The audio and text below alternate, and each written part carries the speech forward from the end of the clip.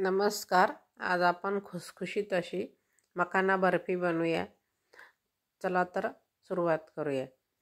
हे 2 वाटी मी मखाना घेतलेले आहे आणि छान मंद गॅसवरती खुसखुशीत होईपर्यंत आपल्याला हे भाजून घ्यायचे आहे, कारण आपण याची पावडर बनवणार आहोत. त्याच कढईमध्ये मी अर्धी वाटी काजू आणि अर्धी वाटी हे पण छान आपल्याला कुरकुरीत होईपर्यंत मंद गॅसवरती भाजून घ्यायचे आहे आणि दोन्ही पण आपल्याला वेगळे वेगळे प्लेटमध्ये काढून ठेवायचे. तर आपण हे मखाने मिक्सरमधून काढून घेतले आणि चाळून घेतले. जर छान बारीक झालं तर चाळायची सुद्धा गरज नाही.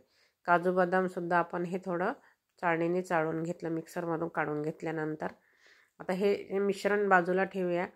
कढई गरम करायला ठेवली. त्यामध्ये मी अर्धी वाटी खडी साखर घातली आणि अर्धी वाटी पाणी घातलं.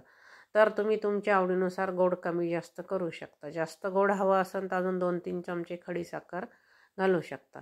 बघू शकता एक तारी पाक तयार झाला. त्यामध्ये मी 2 चमचे तूप घातलं.